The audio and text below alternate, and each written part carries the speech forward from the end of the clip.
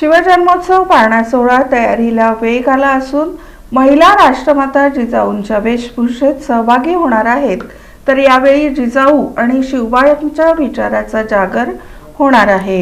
19 February रोजी साजऱ्या होणाऱ्या छत्रपती शिवाजी महाराजांच्या जयंतीच्या पार्श्वभूमीवर 18 फेब्रुवारीच्या मध्यरात्री पार पडणाऱ्या शिवजन्मोत्सव पाळणा सोहळ्याच्या नियोजनासाठी मंगळवारी 10 फेब्रुवारी रोजी डाळिंबी आड मैदान इथं महत्त्वपूर्ण बैठक पार पडली। आई तू जिजाऊ हो ही यंदाच्या वर्षाची संकल्पना आहे। त्यामुळं पाळणा सोहळ्यात राष्ट्रमाता जिजाऊंच्या पारंपरिक वेशभूषेत सहभागी होण्याचा निर्धार उपस्थित महिलांनी केला। बैठकीत जिजाऊ पाळणा सोहळ्याचं स्वरूप, कार्यक्रमाची रूपरेषा, शिस्तबद्ध आयोजन, वेळेचं नियोजन तसंच महिलांचा सहभाग याबाबत सविस्तर चर्चा करण्यात आली।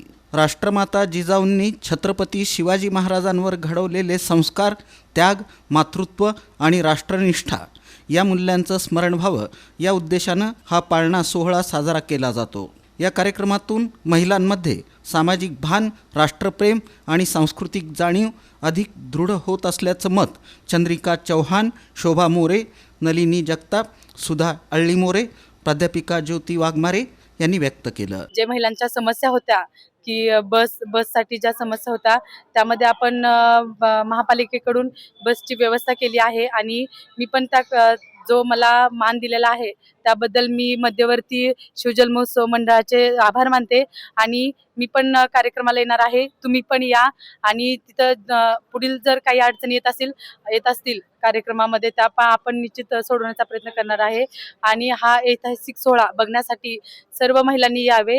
अभूतपूर्व सोहळा चालत आलेला आहे। जसं ज्योती त्यांनी सांगितलं, ज्याचं वर्णन केलं की प्रत्येक स्त्री जी येते ती एक मंगलमय ऊर्जा घेऊन तिथे येते आणि ते संपूर्ण वातावरण मंगलमय होतं। म्हणजे जर कुणी एकदा तिथं आला असेल तर तो व्यक्ती परत पुढच्या वर्षीच्या पाळणा सोहळ्याची वाट बघतो, एवढं ते मंगलमय वातावरण असतं।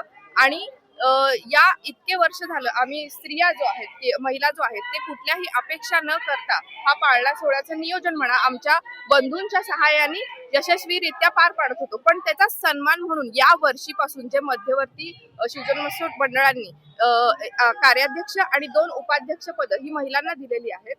आई तू जिजाऊ हो ही टॅगलाईन घेऊन शिवजयंती घराघरात आणि शिवराय मनामनात हे धोरण ठेवून छत्रपती शिवाजी महाराज मध्यवर्ती जन्मोत्सव समिती दरवर्षी हा सोहळा करतीये। याही वर्षी तितक्याच थाटामाटानं हा सोहळा होणार आहे आणि या सोहळ्याला एक आगळी झालर आहे, कारण या वर्षीच्या सोहळ्याचं कार्याध्यक्षपद एका महिलेला मिळालेलं आहे, त्याचा अभिमान आहे।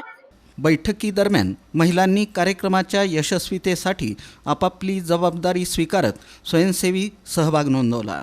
यावेळी पाळणा गीताचं प्रात्यक्षिक घेण्यात आलं। बैठकीचं प्रास्ताविक कार्याध्यक्षा उत्तरा बर्डे बचुटे यांनी तर प्रास्ताविक चारुशीला जगदाळे यांनी केलं। या बैठकीला मध्यवर्ती महामंडळाचे ट्रस्टी अध्यक्ष पद्माकर काळे, उत्सव अध्यक्ष जयवंत सलगर, श्रीकांत घाडगे, राजकुमार काकडे, श्रीकांत डांगे, नगरसेवक शिवाजी वाघमोडे यांच्यासह संजीवनी मुळे, माजी उपमहापौर सुषमा घाडगे, निलिमा शितोळे, रेखा सलगर, प्रतिभा काळे, तेजा घाडगे, उज्ज्वला साळुंखे, रेश्मा घुले, अर्चना बर्डे, सुनंदा साळुंखे यांची उपस्थिती होती।